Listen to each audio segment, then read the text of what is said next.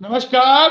आज हम बात करेंगे भ्रष्टाचार को लेकर के। आपको बताएं, इन दिनों रेवाड़ी में रेड क्रॉस का मामला सुर्खियों में है और अभी हाल ही में इसका पूरा खुलासा हुआ था। वो हम आपको विस्तार से समझाएंगे और बताएंगे। लेकिन आपको बता दें, कहीं ना कहीं जो संबंधित कई सारे विभाग हैं उनमें भ्रष्टाचार की जड़ें इस कदर जो है पनप चुकी है कि उससे लड़ना शायद आसान नहीं होगा। आपको पता है, पिछले दिनों नगर परिषद में कमीशन खोरी को लेकर के भ्रष्टाचार के आरोप लगे थे। उसकी जांच की मांग की गई थी एक ठेकेदार द्वारा। और अब ये ताजा मामला आया है रेड क्रॉस सोसाइटी का। जो रेड क्रॉस सोसाइटी लोगों के लिए यानी कि सहायता है, जो मजबूर लोग होते हैं उनके लिए रेड क्रॉस बनाया गया था, ताकि उसमें लोगों की सहायता हो सके। लेकिन अब ये पूरा जो मामला आया है वो आया है ट्रेनिंग जो होती है वह कंडक्टरों की ट्रेनिंग, उसके लिए बकायदा रेड क्रॉस एक दिन की ट्रेनिंग देता है। उसको लेकर के पूरा मामला आया और वो विस्तार से हम पूरा समझे मामला, क्योंकि सुर्खियों में मामला है। और आपको बता दें, पूरे मामले की जांच के आदेश भी जिला उपायुक्त द्वारा दे दिए गए हैं, जिनकी एसडीएम महोदय जांच करेंगे। लेकिन जो रेड क्रॉस के सेक्रेटरी है वाजिद अली जी, उन्होंने मीडिया से बात करते हुए क्या कहा वो हम आपको सुनवाते हैं। आप एक बार पूरा मामला ध्यान से सुनिए, क्योंकि सुनील भार्गव जी ने आरोप लगाया था, एडवोकेट सुनील भार्गव जी ने, उनका आज उन्होंने जवाब भी दिया है। हालांकि जांच जो हम आपको बता रहे हैं वो जांच के आदेश भी दे दिए गए। पहले आप सुनिए क्या कहते हैं सेक्रेटरी वाजिद अली जी। जो है शिकायत दर्ज कराई है, क्या पूरा ये मामला था जी बिल्कुल सही बात है जी। सुनील भार्गव जी हैं एडवोकेट, जो हमारे सीएसआर कमेटी जो स्टेट की है रेड क्रॉस की, उसके भी सदस्य हैं। उन्होंने शिकायत बिल्कुल दर्ज कराई है जी। उस शिकायत में तीन मेन पहलू हैं। एक तो उनका ये कहना है कि करीब 300 रुपये की फ़ीस है जो रेड क्रॉस में 800 से लेके 1000 रुपये तक लिए जा रहे हैं जी। दूसरा उन्होंने कहा है कि भी इसमें स्टेट ऑनलाइन ट्रेनिंग का प्रावधान है, लेकिन रेवाड़ी जो है ऑनलाइन ना करा के ऑफलाइन करा रही है।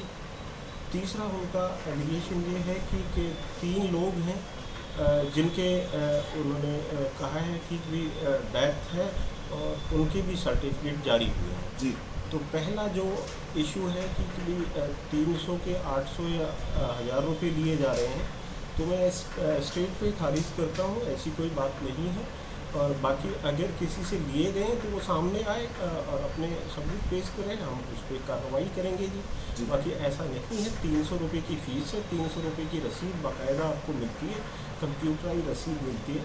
नंबर 2, जैसा कि उनका कहना है कि स्टेट ने ऑनलाइन इसको किया हुआ है, बिल्कुल सही बात है। स्टेट ने इसको ऑनलाइन किया हुआ है और इसमें एक कंपनी को उन्होंने ठेका दिया हुआ है। लेकिन जो भी हमारे डिसीजन होते हैं वो हमारी एग्जीक्यूटिव कमेटी द्वारा लिए जाते हैं। तो बीइंग ए मेंबर सेक्रेटरी, मैंने इस प्रस्ताव को अपने बोर्ड में रखा है कि भी स्टेट ने ये फैसला लिया है और इसमें ऑनलाइन के लिए उन्होंने कहा है। तो इसमें हमारे जो एग्जीक्यूटिव बोर्ड है, जिसमें हमारे सारे अधिकारी हैं, 3 सोशल वर्कर हैं, वो chairmanship under the deputy commissioner होती है। तो उन्होंने सारे इसके पहलुओं को ध्यान में रखते हुए निर्णय ये लिया कि ये एक प्रैक्टिकली ट्रेनिंग है और जिसको ऑनलाइन नहीं किया जा सकता। तो इसलिए हमारे बोर्ड ने फैसला लिया है कि हम ऑनलाइन नहीं बल्कि प्रैक्टिकल ऑफलाइन ट्रेनिंग करेंगे। तो इसलिए हमारे बोर्ड जो कॉम्पिटेंट अथॉरिटी है उसके डिसीजन के मुताबिक हम अपना ऑफलाइन चला रहे हैं। लोगों को फिजिकल हम फर्स्ट एड की ट्रेनिंग देते हैं।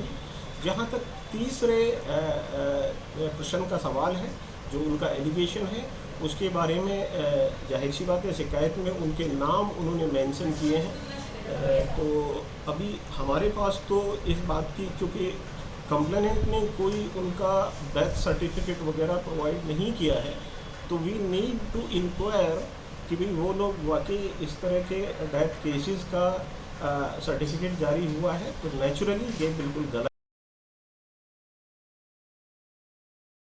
आपने ये हमने आपको वाजिद अली जी जो सेक्रेटरी है उनका हमने आपको पूरा बयान सुनाया और मामला शायद हमारे दर्शक समझ गए होंगे। जो हम समझाना चाह रहे हैं कि रेड क्रॉस सेक्रेटरी में सोसाइटी में जो मामला आया रेड क्रॉस के अंदर, वो पूरा मामला ये है कि वहां पर जो सुनील भार्गव एडवोकेट है उन्होंने बकायदा जो जानकारी मीडिया को दी, बकायदा एक कि किस तरीके से रेड क्रॉस के अंदर जो फर्स्ट एड होती है, डीएल बनवाने के लिए सरकार ने एक गाइडलाइन बनाई हुई है, उसके अंदर एक दिन का आपको फर्स्ट एड कोर्स करना होता है। वो एक दिन का कोर्स होता है, ट्रेनिंग उसकी बकायदा होती है।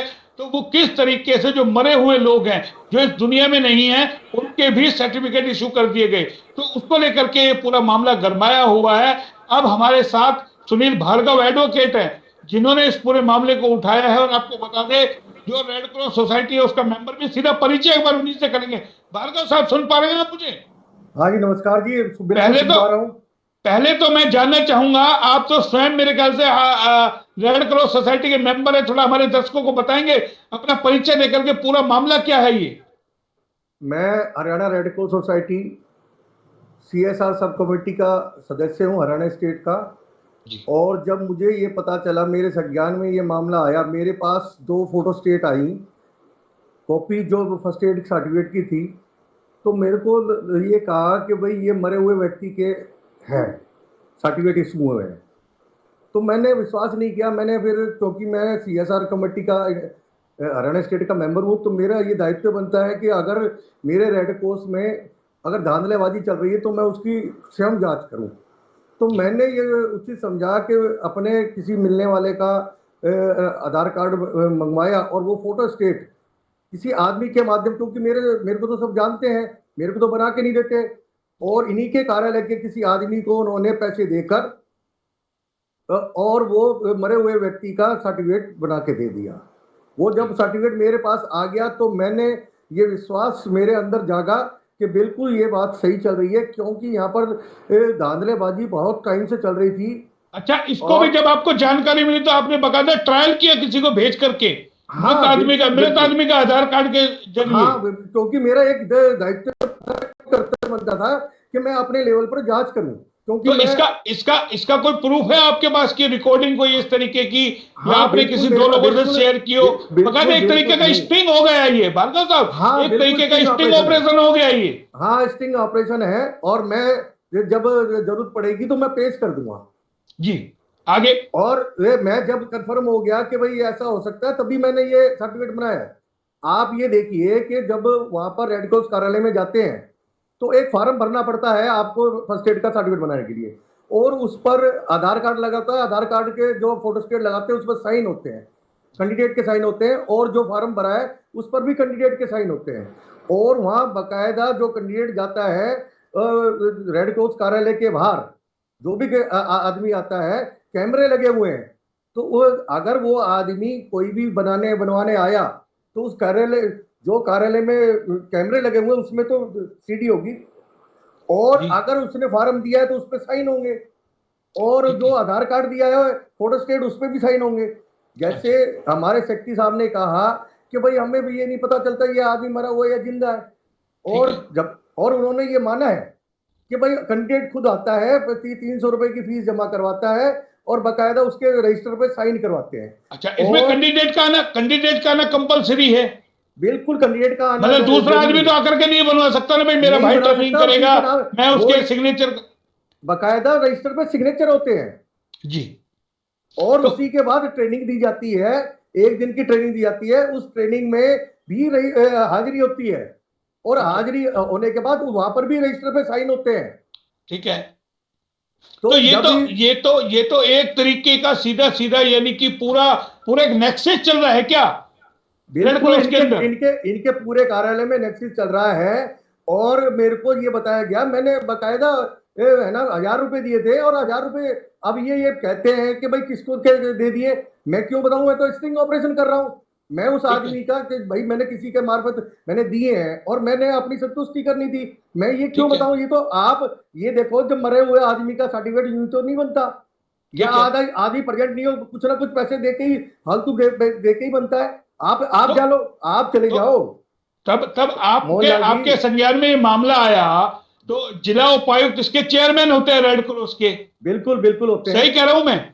हाँ, तो क्या उनके संज्ञान में मामला आया? क्या उन्होंने पेन लिया? उनके संज्ञान में है ये मामला? आपने निकाला उनके संज्ञान में कि मैंने ऐसे स्टिंग किया है, हाँ, मैं स्वयं मेंबर हूं रेड क्रॉस का? मैंने एक आपने देखा होगा कि मैंने ज्ञापन प्रधानमंत्री महोदय को भेजा है, गवर्नर साहब को भेजा है और डीसी साहब को, रेवाड़ी को भेजा है। मैंने ये जो मामला है district red cross society Delhi को भेजा है, हेड ऑफिस को, हरियाणा रेड क्रॉस सोसाइटी को भेजा है, सीएम साहब को मैंने भेजा है। तो ये नहीं, और 2 दिन से ये मामला सुर्खियों के अंदर है। आज मीडिया भी वहां पहुंचा है। वाजिद अली जी का हमने आपको एक बयान भी सुनाया, आपने सुन लिया होगा क्या वो कह रहे हैं। लेकिन वो तो कह रहे हैं, सब चीजों से नकार रहे हैं, बोला है ऐसा है ही नहीं, बोला मैंने तो अथॉरिटी दी हुई है सिग्नेचर करने की। तो क्या कोई ऐसे अधिकारी अथॉरिटी दे देता है क्या सिग्नेचर करने की? और नगर, ये आपको पता है रेड क्रॉस तो यानी कि काफी वर्षों से रेवाड़ी के अंदर विवादों में है। या तो भ्रष्टाचार का पूरा एक घर चलता है, यानी कि पहले भी आपने देखा होगा, अभी तक कई लोगों के मामले कोर्ट में चले हुए थे। हाँ, मैंने सुना है कि भाई पहले भी भ्रष्टाचार हुआ है और मैं उसके बारे में नहीं बिल्कुल बता सकता। मैं तो जो आज की स्थिति है उसके बारे में, जैसे ये कहते हैं कि मैंने पावर दी थी सेक्रेटरी रेड क्रॉस सोसाइटी, अब अपनी पावर कैसे दूसरे को दे सकता है? अगर अगर उसको कोई प्रॉब्लम है या उसने लंबी छुट्टी जाने है तो वो डीसी साहब को अप्रोच करेगा और डीसी साहब उसको दूसरे को जो सीनियर है उससे नीचे का है उसको पावर देंगे। क्या उन्होंने ऑर्डर बुक में ये निकाला कि मैं इस तरह की पावर दे रहा हूँ? इसका मतलब तो डिप्टी कमिश्नर साहब अपनी पावर किसी और को दे दें, वो भी बिजी रहते हैं। इसका मतलब एसडीएम साहब अपनी पावर किसी दूसरे को दे देंगे। वही तो मतलब वो ना 5-5 आदमी की कमेटियां भी बनी हुई है इसके अंदर, तो बाकायदा पूरा एक पैनल सा बना हुआ होता है जो ट्रेनिंग सेंटर का है पूरा। इसमें जो वाइट के अंदर बोल रहे हैं, मैं यही तो कह रहा हूँ, ट्रेनिंग सेंटर में कोई आदमी अगर फर्स्ट एड डीएल के लिए जाता है तो बाकायदा उसकी ट्रेनिंग होती है। ट्रेनिंग होने के बाद उसको भी ये देखा जाता है कि ये ट्रेनिंग इसने कंप्लीट की है कि नहीं की है, तब सर्टिफिकेट इशू होता है। अच्छा, एक और हम दर्शकों के लिए जानकारी चाहेंगे, जो ये रेड क्रॉस में ट्रेनिंग होती है किसकी चीज के लिए होती है? जो कंडक्टरों की भर्ती होती है उसके लिए भी ट्रेनिंग होती है क्या? हाँ, उसका कितना दिन का कोर्स, होता है? सर, इसके बारे में मुझे पूरा ज्ञान नहीं है, जो क्योंकि मैं जब तक पूरा उसमें नहीं जाऊं तो मेरे को इसके बारे में नहीं पता। लेकिन ये जो आप कह रहे हैं ना, आप कह रहे हैं ना 1 दिन का फर्स्ट एड, ये 2 व्हीकल के लिए है क्या, जो 1 दिन का है? ये डीएल बनवाने के लिए 2 व्हीकल हो या 4 व्हीकल। अच्छा, उसके लिए है ये? हाँ तो जी, हाँ, वो इसलिए ये तो जैसे पहले आपको ध्यान हो लॉकडाउन से पहले, क्योंकि मैं तो इसलिए थोड़ा सा जानता हूं, मैंने अपनी बेटी का डीएल बनवाया था, तो सचिवालय के अंदर इसका ट्रेनिंग, वहां जो पीछे जो कैंटीन है वहां बैठा करके ट्रेनिंग कराते थे। तो वो तो कोविड की वजह से शायद बंद कर दी, वहां से शिफ्ट कर दी गई है। सर 30/6/2020 को, अच्छा, 30/6/2020 को मैनेजिंग कमेटी की चंडीगढ़ में मीटिंग हुई थी। उसमें ये डिसाइड हुआ था कि कोई भी अगर ये डीएल के लिए अगर पैसे जमा करवाए जाएंगे तो ऑनलाइन जमा करवाए जाएंगे, अगर ट्रेनिंग होगी तो ऑनलाइन होगी। रेवाड़ी जिला ही ऐसा जिला है जहां ऑफलाइन ट्रेनिंग होती है और ऑफलाइन पैसे जमा होते हैं जी। क्या रेवाड़ी के अंदर ऐसी क्या खास बात आ गई? और किसी जिले में तो ऑनलाइन ट्रेनिंग होती है, ऑनलाइन पैसे जमा होते हैं। क्या इनको ये ज्यादा ज्ञान देना है ट्रेनिंग के लिए? आप बताइए मेरे को। ये तो पहले भी आया था, इन्होंने जो रेड क्रॉस की जो पर्ची काटी जा रही थी, हमने वो खबर चलाई थी, उसमें भी लोचा था कि सरकार की गाइडलाइन कुछ और थी, फीस कुछ और ले जा रही थी। उसके अंदर भी बात के अंदर हमारी खबर का असर हुआ, जो फीस जो है वापस मानना पड़ा कि हाँ गाइडलाइन में इतनी फीस लिखी हुई है। बिल्कुल, मैं ये कहता हूं कि जो मैनेजिंग कमेटी है उसका डिसीजन जब हो गया था और उसमें मेंबर भी हमारे डीसी साहब है, और जब वहां पर ये मैनेजिंग कमेटी में ये फाइनल हो गया था कि ऑनलाइन क्लासें लगेंगी, ऑनलाइन फीस जमा होगी, तो यहाँ ऑफलाइन, इसका मतलब कहीं ना कहीं इनके मन में गड़बड़ झाला था। आप ये बताइए कि जब वहां की, इसका मतलब तो जो हरियाणा रेड क्रॉस सोसाइटी है जिसने आपको सचिव बना रखा है, क्या आप हरियाणा रेड क्रॉस सोसाइटी की भी गाइडलाइन का, गवर्नर साहब की भी गाइडलाइन का पालन नहीं करते? इसका मतलब आप अपनी चलाते हैं। तो आप सचिवालय में, आप यहाँ सेक्रेटरी हैं, तो आप तो फॉलो तो आप Haryana state Indian red cross society की गाइडलाइन को करेंगे ना सर? जी जी जी।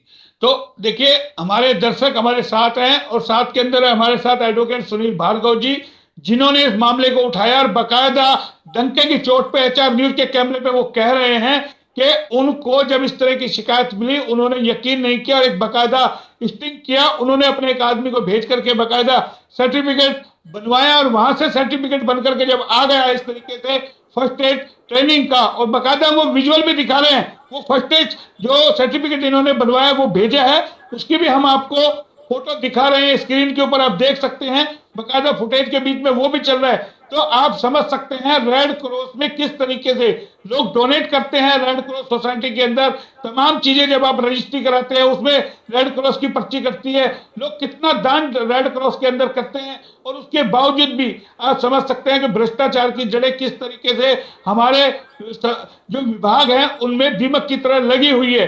तो ये जो पूरा मामला आया ये कहीं ना कहीं सराहनीय मामला है। हालांकि इसकी जांच के आदेश दे दिए गए हैं जिला उपायुक्त की ओर से, एसडीएम महोदय जांच कर रहे हैं, लेकिन सवाल ये उठता है कि हर बार जांच जांच जांच की जाती है, जांच का असर क्या होता है? क्या जांच में कुछ निकल के आता है? कोई आपने कई मामले उठाए हैं, क्या जांच में आज तक कुछ निकल के आया भार्गव साहब? सर आपको उम्मीद है इसकी निष्पक्ष जांच होगी? सर सुनील भार्गव एडवोकेट ने शिकायत की है, अगर जांच सही नहीं हुई और आज अधिकारी जो नियुक्त किए हैं अगर उन्होंने सही जांच नहीं करी तो सुनील भार्गव एडवोकेट कानूनी लड़ाई लड़ने के लिए कोर्ट में भी चला जाएगा।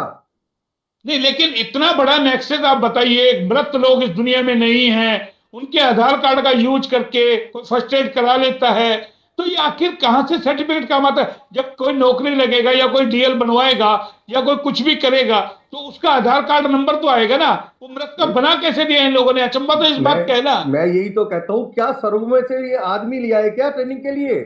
क्या सर्व में जो मरे हुए आदमी ये कहते हैं कि भाई हम जो ट्रेनिंग करवाते हैं वो इसलिए ऑफलाइन करवाते हैं ताकि उनको ज्ञान हो जाए? क्या मरे हुए के या फिर आपको लगता है जो तमाम जो चीज है, जो दलाल होते हैं वो दलाल इस तरीके का खेल खेल रहे हैं कि कौन सर्टिफिकेट चेक करेगा, बाद के अंदर डीएल बन जाएगा, 3-4 हजार रुपए डीएल के हाथ में लिए जा रहे हैं। दलाल 50-50 फाइलें लेकर के घूमता है सचिवालय के अंदर। इन्हीं के दलाल हैं, इन्हीं के ऑफिस के दलाल हैं।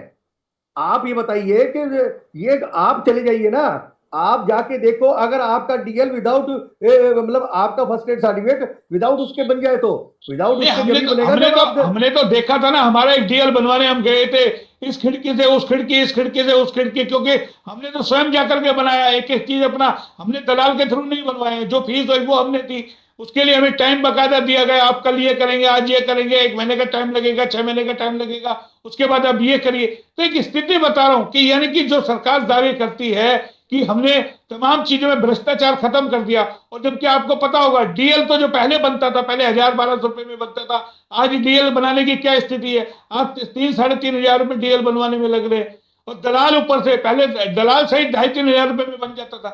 तो ये स्थिति हम आपको बता रहे हैं ना। अब ये कहते हैं कि भाई आप ये बताइए, मेरे से पूछते हैं, मैंने जब कंप्लेंट करी है तो मेरे से ही पूछते हैं कि भाई इनसे ये पूछे किस दलाल के मार्फत बनवाया। मैं अगर स्टिंग ऑपरेशन करता हूं, क्या मैं उस ये दलाल का ये बताएं कि आपके कार्यालय में कितने दलाल पनप रहे हैं? आप ये बताइए कि कोई आदमी अगर 300 रुपए देता है तो वहां जाके जो अपनी रसीद कटवाएगा क्या? उसके बाद जब इनके पास आदमी नहीं गया, किसी ने ट्रेनिंग नहीं की, तो ये सर्टिफिकेट बनके कैसे आ गया? लेकिन भार्गव साहब एक सवाल और बहुत बड़ा उठता है ना, आप तो उस सोसाइटी के मेंबर हैं, अगर आपके साथ इस तरीके का हो रहा है, आपकी शिकायत पर अगर संज्ञान नहीं लिया जा रहा, आप ही से सवाल जवाब किए जा रहे हैं, कोई और आदमी इसका खुलासा करता तो मेरे ख्याल से उसके खिलाफ तो देशद्रोही का मामला दर्ज करा देते हैं लोग। बिल्कुल है ना, इसीलिए कोई भी आदमी से शिकायत नहीं करता और शिकायत करता सामने नहीं आता। बहुत कम लोग होते हैं जो अपना दिल भारी करके और अपने पत्थर पे, सीने पे पत्थर रखकर उसको कार्य काम को करते हैं, क्योंकि ये संस्था गरीब आदमियों की सहायता के लिए बनाई गई थी। मेरे अंदर एक मानवता जागी कि मैं इस सोसाइटी का मेंबर हूं, और मुझे ये पता होने के बावजूद भी मेरे को धिक्कार है इस सोसाइटी का मेंबर। अच्छा, थोड़ा हमारे दर्शकों को पता चल जाए, इसमें कितने मेंबर होते हैं सोसाइटी के अंदर? सर हरियाणा स्टेट के अंदर सीएसआर सब कमेटी के अंदर गवर्नर साहब ने 17 मेंबर बनाए। 17 मेंबर? हाँ, और एक चेयरमैन होता है हमारा जी। और तो 17 मेंबर ये कहाँ के हैं? ये सर अलग अलग जिलों से लिए गए हैं। अच्छा, हर जिलों से? तो हाँ, हर जिलों से, लगभग हर जिलों से। हाँ, तो 17 मेंबर हो गए, एक चेयरमैन आपका बन गया। Yes sir. हाँ, और वो सारी जो सुपरविजन होती है वो हमारे माननीय राज्यपाल महोदय के द्वारा ही सारी चीजें जारी होती है। तो अब राज्यपाल जी के संज्ञान में ये मामला आ गया? हाँ, मैंने राज्यपाल जी को मेल कर दी, उनको रजिस्ट्री करवा दी, सीएम साहब को रजिस्ट्री करा दी, मेल कर दी है, और मैंने डीसी साहब को भी मेल करी थी। अच्छा। हाँ, तो पर मैंने आपको चार। पहले तो ये कहते थे ना इस जो रेड क्रॉस सोसाइटी उसका ऑडिट भी नहीं होता, आज ऑडिट होता है क्या अब इसका? सर मेरे को अभी, क्योंकि मेरे को, मैं अभी नया मेंबर बना हूँ, मुझे दिसंबर में मुझे मेंबर बनाया गया है। क्योंकि ये मेरे को इसलिए जानबूझकर, मुझे यहाँ पर कोई भी रेड क्रॉस कार्यालय में कोई भी अगर ये गतिविधियां होती हैं तो मुझे हरियाणा स्टेट के नाते मुझे बुलाना चाहिए। ये मुझे बुलाते तक नहीं है उसमें, क्योंकि अच्छा इनको अच्छा ये पता है कि अगर ये आदमी इस कार्यालय में रोज आने लग गया या इसमें इन्वॉल्व हो गया तो कहीं ना कहीं भ्रष्टाचार की जड़ें हमारी हिल जाएंगी। अच्छा अच्छा, ये रीजन है सबसे बड़ा। तो एक और हम जानकारी चाहेंगे, अब आपको लगता है जिस तरीके से जिला उपायुक्त महोदय ने जांच के आदेश दे दिए हैं, तो लगता है इसमें निष्पक्ष जांच होगी? कहीं आपको सर लगता है जिस तरीके से आप सर कह रहे हैं कि हमें मेंबरशिप होने के नाते नहीं बुलाया जाता या आप जा नहीं सकते, मगर जब आप मेंबर बन गए हैं तो 17 मेंबर और एक चेयरमैन, तो आपको तो राइट है सोसाइटी के एक एक चीज के बारे में आपको जानकारी होनी चाहिए। बिल्कुल राइट है। मैं तो पहले जो जो एक एक चीज होगी उसकी बाकायदा वीडियोग्राफी करवाऊंगा, और क्या क्या उन्होंने नोट करा है उसकी सारी चीज करवाऊंगा। मैं अगर इसमें कोई कमी पाई गई तो मैं इसकी शिकायत भी ऊपर अधिकारियों से करूंगा। तो मैं, इसमें ऐसा नहीं है। इसमें दूसरा कितना देखो, इसमें डोनेशन भी तो आता होगा ना, कितनी पर्चियां कटती है? जब आप सोचिए एक रेड क्रॉस की ट्रेनिंग करने की फीस कितनी होगी, 300 रुपए है, आप 300 300 रुपए रुपए है। बता, हाँ और जी, आप कह 300 रहे रुपए। हजार हजार रुपए लिए जा रहे हैं। सर किसी ने 1000 ले लेके मेरे से 1000 ले लिए, मेरे किसी आदमी से 1000 ले लिए, किसी 700 ले लिए। जैसा जो आदमी मिलता है उसी हिसाब से ये बना देते हैं। तो क्या आप ये बताइए। इस कदर भ्रष्टाचार पनपता है सरकार के नाक के नीचे, सरकार कुछ नहीं कर पाती क्या? ये तो गरीबों की संस्था है, रेड क्रॉस तो बताया जाता था कि गरीबों की मदद करने के लिए बनाई गई संस्था थी। इसमें तो मैंने आप रजिस्ट्री कराओगे, कुछ भी कराओगे, जमीन खरीदोगे तो आपको देना पड़ेगा, और कभी आपको रेड क्रॉस के स्टिकर लगते हैं, तमाम चीजें उसके लिए इसीलिए बनाया गया था कि किसी गरीब की मदद होगी। लेकिन गरीब का भी ये पैसा किस तरीके से खाया जा रहा है, तो ये नहीं लगता एक शर्मसार करने वाली स्थिति है? ये ये बिल्कुल एक रेड क्रॉस सोसाइटी जो एक डिग्निटी सोसाइटी है। लोग दान इसमें सोसाइटी में सिर्फ इसलिए देते हैं क्योंकि इसका एक बहुत बड़ा नाम है, इंटरनेशनल लेवल पे नाम है। अगर हम, वो लोग ये सोचते हैं कि अगर हम रेड क्रॉस सोसाइटी में पैसा देंगे तो ये गरीब असहाय और उनके लिए पब्लिक हित के लिए काम में आएगा और सोसाइटी के लिए काम में आएगा। लेकिन उस तो सोसाइटी, रेड क्रॉस सोसाइटी के में भी अगर इतना बड़ा घपला चलता है तो इससे बड़ा मेरे ख्याल से समाज के अंदर निर्लज वाली बात कोई नहीं हो सकती।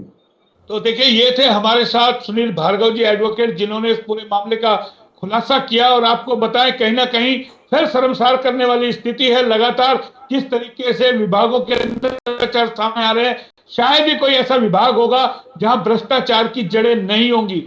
तो आप समझ सकते हैं, भय और भ्रष्टाचार मुक्त की हम बात करते रहे, सरकारें कहती है कि हम भ्रष्टाचार मुक्त प्रशासन देंगे, और अब देखिए मामला जो ताजा आया है रेड क्रॉस सोसाइटी के अंदर, चौंकाने वाला मामला है, और 3 दिन से मीडिया की सुर्खियां बनी हुई है। हमने आपको जो शक्ति वाजिद अली उनका पूरा बयान आपको सुनवाया, और जो इसकी शिकायत करता है, जिन्होंने बकायदा एक स्टिंग करा है और स्टिंग करके पूरा मामले का खुलासा किया है, तो आप समझ सकते हैं कितना बड़ा संगीन मामला होगा। हालांकि जांच के आदेश दे दिए गए हैं, देखने वाली बात यह होगी कि इस जांच में आखिर निकल के क्या आता है। हमारी भी निगाह इस पर बनी रहेगी, फिर आएंगे किसी नए टॉपिक पे, तब तक के लिए नमस्कार।